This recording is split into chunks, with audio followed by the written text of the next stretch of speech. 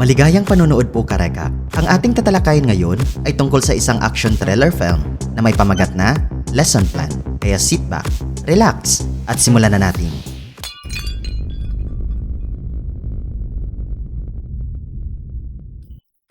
Nagsisimula ang pelikula, mga karekap, nang ipinakita sa atin ng isang lalaki na nagngangalang Damian Nowicki na dumating sa isang lihim na bodega na isang pagawaan ng droga upang makita ang kanyang gangster na amo. Sa pagkakataong ito ay isinawalat ng kanyang amo na mayroong traidor sa kanilang grupo. Sinubukan ni Damian na kumilos na inosente, ngunit natuklasan ng amo ang kanyang tunay na pagkakakilanlan bilang isang undercover police agent. Nang mahuli siya, ay mabilis niyang kinuha ang baril ng isa sa mga kalaban at nagsimulang makipaglaban. Dahil sa kanyang profesional na kasanayan sa pagkikipaglaban, ay nagawa niyang talunin ang buong gang, kabilang na dito ang boss. Gayunpaman, sinabi sa kanya ng naghihingalong gangster na nang malaman niya ang tungkol sa kanyang pagkakakilanlan, ay natuntun din niya ang kanyang asawa. Dahil sa kanyang narinig, ay nagmamadaling umuwi si Damian at natuklasan na ang lugar ay ganap na magulo at ang kanyang asawa ay kalunos-lunos na pinatay. Sa sumunod na eksena, karekap, ay pinakilala sa atin si Simon Makowicki na isang history teacher sa isang paaralan. Siya ay labis na nag-aalala sa kanyang mga mag-aaral dahil sa paggamit nito ng mga masamang gamot. Lumalabas na ang isang tao na malapit sa lugar ng paaralan ay nagbibenta ng labis na nakakahumaling na sentetikong droga sa mga estudyante at naaakit sila dito. Isang umaga ay napansin ni Simon na ang isa sa kanyang mga estudyante ay hindi nagpakita sa loob ng ilang magkakasunod na araw. Kasabay nito, ang kanyang anak na si Camille na nag-aaral sa parehong klase ay nakatanggap ng tawag sa telepono mula sa ina ng nawawalang bata. Nalaman niyang na-overdose ang bata sa droga. Kaya napagtanto ng guro na sobra na ang sitwasyon. Kaya tinawagan ni Simon ang kanyang malapit na kaibigan na walang iba kundi si Damian upang humingi ng tulong sa kanya. Gayunpaman, hindi sinasagot ng lalaki ang tawag dahil hindi pa siya nakarecover mula nang mamatay ang kanyang asawa. Nagbitiw pa nga siya sa kanyang trabaho bilang isang special agent at ginugugol na lamang niya ang kanyang mga araw sa paglalasing sa bahay. Ngunit nang marinig niya ang voice message ng kanyang kaibigan, ay nagpasya siyang bisitahin siya sa kanyang lugar. Habang nagtitipon sila para sa hapunan, ay ipinaliwanag ni Simon ang lahat tungkol sa mga problemang kinakaharap ng paaralan, habang si Camille ay nakikinig sa kanilang pag-uusap. Dahil sa kabigatan ng sitwasyon, ay tumanggi si Damian na tumulong dahil hindi pa siya nakarecover sa nangyari sa kanyang buhay. Pagkatapos, ay pumunta siya sa isang grocery store para bumili ng mas maraming alak. Ngunit nakaharap siya ng tatlong magnanakaw na nagtangkang nakawin ang kanyang pitaka. Noong una ay hinihiling niya sa kanila na ibalik ito ng magalang, ngunit tumanggi ang mga magnanakaw. Kaya binugbog niya ang mga ito bago ito binawi. Sa kabilang banda ay kinuha ni Simon ang mga bagay sa kanyang mga kamay at lumabas ng kanyang bahay upang bisitahin ang isang bodega kung saan pinaghihinalaan niya ang mga ilegal na droga. Ngunit pagdating niya sa pintuan ay nahuli siya ng mga miyembro ng gang.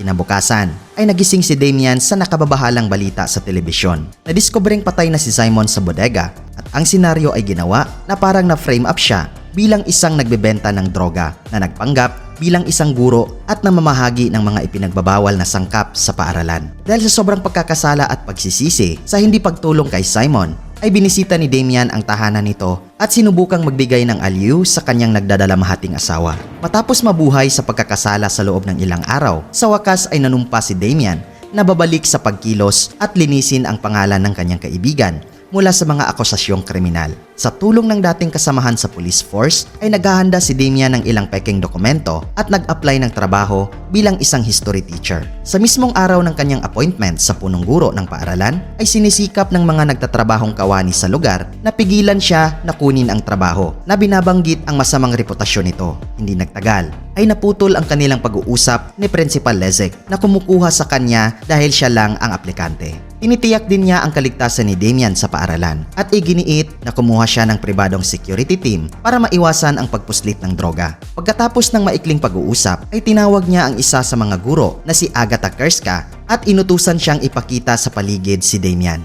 Sa sumunod na araw, si Damian ay nagtuturo ng history subject, ngunit ang mga estudyante ay nagpapakita ng marahas na pag-uugali. Sa kabila nito ay hindi siya nahuhulog sa kanilang mga panunuya at kinuha ang kanilang cellphone upang ilagay ang mga ito sa kanilang mga lugar. Ang isa sa mga mag-aaral na si Frogface ay napakatigas dahil hindi niya sinunod ang kanyang bagong guro. Bilang resulta ay isang pinuno ng seguridad ng paaralan na si Kimelski ay ipinatawag upang i-escort siya palabas ng klase. Sa daan ay sinabi ni Agatha kay Kimelski na i-report ang bata sa punong guro. Pagkatapos ng klase ay tumungo si Agatha sa kanyang sasakyan para magmaneho pa uwi. Sa parking lot ay hindi inaasahang naharang siya ni Frogface at ng kanyang mga kasamahang lalaki upang maghiganti. Ngunit bago nila siya salakayin ay dumating si Damian at isa pang guro na nagngangalang Harry sa pinangyarihan. Pagkatapos ay nakipag-away si Damian sa mga lalaki at natalo silang lahat ng walang kahirap-hirap. Nasaksihan ni Frogface na dihado sila kaya tumakbo siya sa takot. Kasunod nito ay nagpapahayag ng pasasalamat si Agatha kay Damian sa pagliligtas sa kanya at naging interesado siya sa kanyang background. Gayunpaman, iniiwasan niya ang tanong sa pamamagitan ng pagtuturo sa kanya ng ilang mga diskarte sa pagtatanggol sa sarili. Nang maglaon ay dinala ng mga tulisan si Frogface kay Jaro na isa sa maraming estudyanteng sangkot sa pagpupuslit ng droga sa paaralan. Makalipas ang ilang sandali ay dumating din ang kanilang pinuno sa eksena na nakasuot ng full racer's outfit. Inalis niya ang kanyang helmet at maskara na inihayag ang kanyang sarili na walang iba kundi si Kemelski.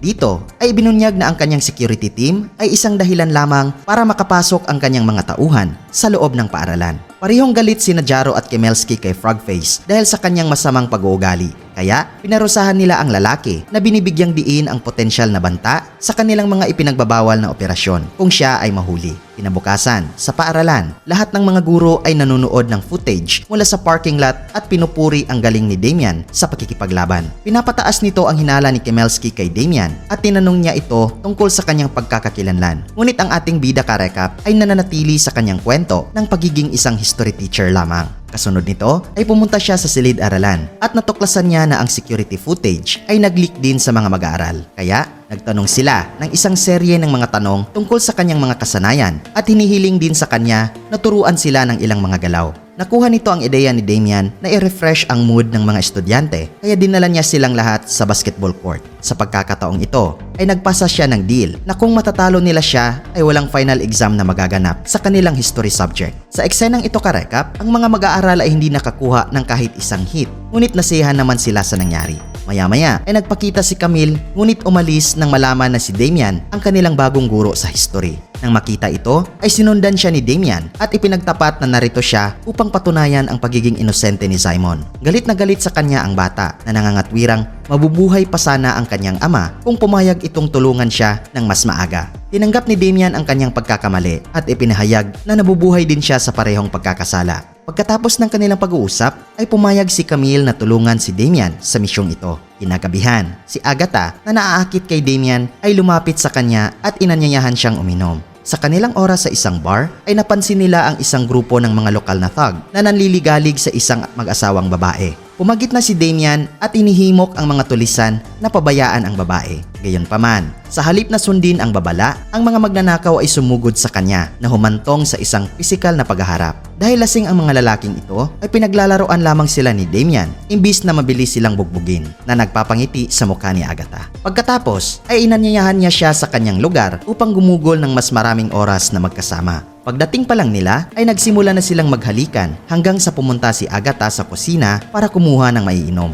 Sa sandaling iyon ay biglang naalala ni Damian ang kanyang namatay na asawa na nagdulot sa kanya ng matinding emosyon. Nang hindi niya makayanan ito ay bigla siyang lumayo nang hindi nagpapaalam kay Agatha na iniwan itong nabalisa. Sa sumunod na eksena karekap ay nakita ni Emilia ang kanyang kaibigan na bumibili ng droga. Kaya sinubukan niya itong bigyan ng babala. Sa sandaling iyon ay pinutol ni Jaro ang kanilang pag-uusap at hinablot ng kanyang mga kasama si Emilia. Lumapit si Camille upang tulungan siya, ngunit nauwi ito sa pananakit ng gang. Makalipas ang ilang sandali ay dumating si Damian sa paaralan at binati si Agatha. Ngunit malamig ang pakikitungo sa kanya ng babae. Maya-maya, sa klase ay napansin ni Damian ang mukha ni Camille na puno ng mga pasa. Nang tanungin ang bata, ay nagkunwari lamang siya na nahulog at nasaktan. Ang ating bida karekap ay hindi naniniwala dito at nagtanong sa klase, ngunit walang sinuman ang nagsalita laban kay Jaro. Masama ang pakiramdam niya kaya nagpasya siyang tumulong sa pamamagitan ng pagsasanay sa kanila ng mga diskarte sa pakikipaglaban upang maipagtanggol ang kanilang sarili. Pagkatapos ay hinihiling niya sa lahat na pumunta sa kanyang lumang dojo na kasalukuyang nasa isang magulo na estado. Sa loob lamang ng ilang araw ay nililinis nila ang buong lugar at ginagawa itong handa para magamit. Sa pagdaan ng mga araw ay naglalaan si Damian ng labis na pagsisikap sa kanyang mga estudyante sa history at mga sesyon ng pagsasanay.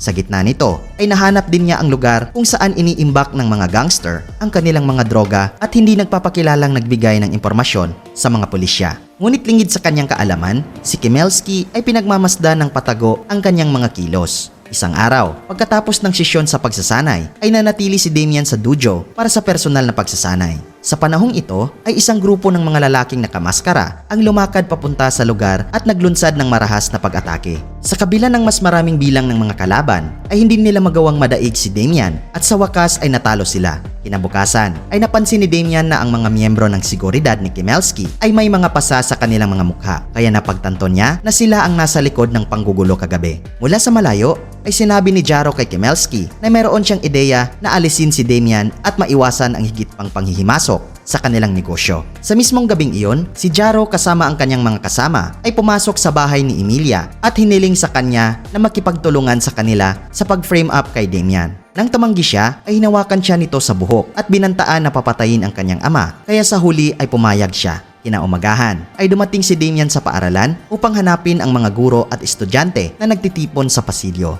Sa isang hindi inaasahang pangyayari ay inakusahan ni Leszek si Damian ng sexual na pangmomolestya kay Emilia sa panahon ng sesyon ng pagsasanay. Dahil dito ay sinuspindi siya ng principal sa trabaho hanggang sa malutas ang kaso. Sinubukan ni Damian na ipaliwanag ang kanyang sarili, ngunit pinalabas siya ng security team sa gusali. Nagresulta ito sa pagkawala ng tiwala sa komunidad ng paaralan na tinitingnan ngayon ng marami si Damian bilang isang manyak. Ang pinaka-disappointed na tao ay si Camille na naglabas ng galit sa kanya dahil sa pagsira sa kanyang tiwala. Pagkatapos nito, si Emilia ay labis na nakaramdam ng pagkakasala kaya't bumalik siya sa dati niyang pagkagumon sa paggamit ng droga. Kinagabihan ay binisita siya ni Damian para malaman kung bakit niya ginawa iyon. Hindi nag-atubiling inihayag ni Emilia ang katotohanan at sinabing binantaan siya ni Jaro. Ang pagpapahayag na ito ay nagpapasama rin sa kanya, ngunit bago pa siya makapagsalita ay pumasok ang kanyang ama at itinaboy siya sa galit. Pagkatapos ay pinuntahan ni Damian si Frogface na kasalukuyang naka-admit sa ospital. Sinubukan niyang hikayatin ang bata na tulungan siya sa paglalantad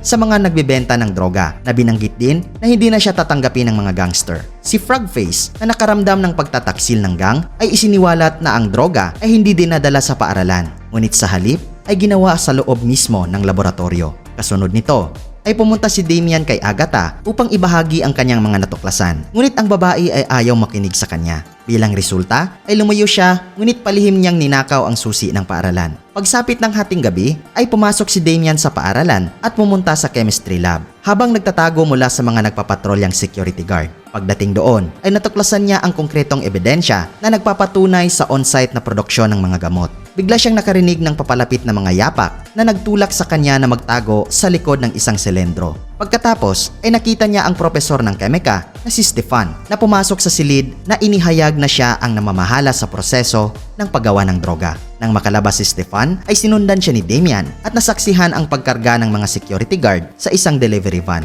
Kumuha siya ng ilang mga larawan bago sumunod sa van. Sa kalaunan ay nakarating sila sa isang lihim na bodega at doon ay nakita siya ng ilang mga gwardya. Kaya nakipag-away siya at dinaig sila gamit ang sarili nilang mga armas. Nang sumunod na araw, ay ipinakita ni Damian ang larawan kina Leszek at Agatha na hindi pa rin kumbinsido dahil sa malabo na katangian ng mga litrato. Gayunpaman, ipinatawag ng punong guro sina Stefan at Kimelski upang kumpirmahin ito. Ipinagtanggol ni Stefan na siya ay nagtatrabaho sa isang eksperimento para sa klase at tinulungan siya ng security team sa paglilinis. Nang marinig ito, ay binasura ng punong guro ang pahayag ni Damian na itinuturing na ito ay hindi pagkakaunawaan lamang. Samantala, ay bumisita si Agatha sa bahay ni Emilia at nalaman ang buong katotohanan. Alam niyang may mali talaga. Ang estudyante na labis na nagkasala ay nauwi sa pagtatapat ng lahat. Samantala, sinusuri ni Damian ang footage ng security camera ng paaralan at napagtanto na lahat ito ay binago. Nagsisimula na siyang masiraan ang loob dahil pakiramdam niya ay nabigo siya sa kanyang misyon. Ilang sandali pa ay binisita siya ni Agatha na humingi ng tawad sa kanya dahil sa hindi niya pagtitiwala sa kanya. Sa sandaling ito ay binahagi niya ang lahat tungkol sa kanyang sarili, kabilang ang kanyang nakaraang propesyon at ang dahilan kung bakit niya ito ginagawa.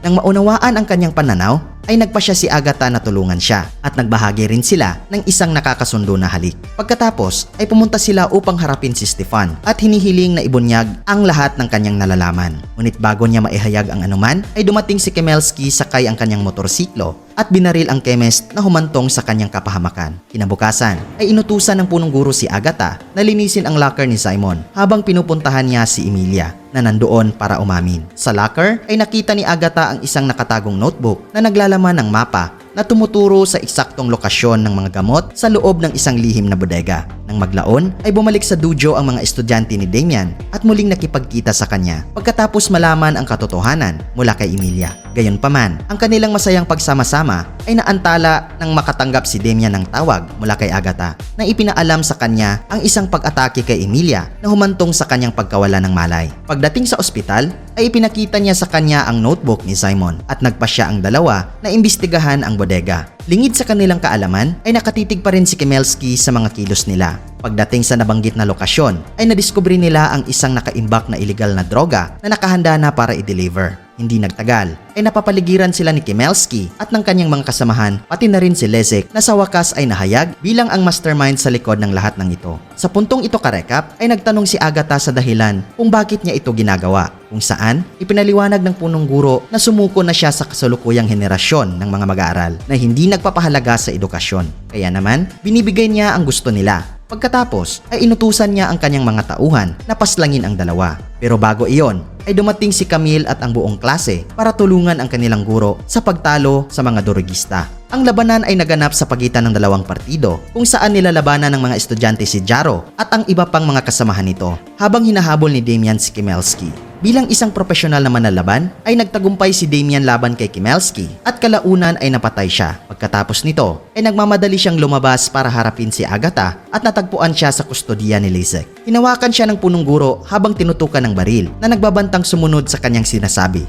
Ngunit inatake pa rin siya ni Damian. Sa paniniwalang ang pagbabanta ay nawala na, ay ibinaling ni Damian ang kanyang atensyon kay Agatha. Ngunit bumangon si Leszek at kinuha ang isa pang baril sa kanyang medyas at binaril si Damian sa kanyang balikat. Ngunit bago niya matuluyan ang ating bida karekap, si Camille ay nagpakita sa isang crane at nagbuhos ng isang lalagyan ng mga laruan kay Leszek na nagpapahina sa kanya at sa wakas ay naipaghiganti niya ang kanyang ama. Kasunod nito ay dumating ang mga pulis sa pinangyarihan at inaresto ang aktwal na mga salarin at sa gayon ay nilinis ang pangalan ni Simon mula sa akusasyong kriminal. At dito nagtatapos ang pelikula mga karekap.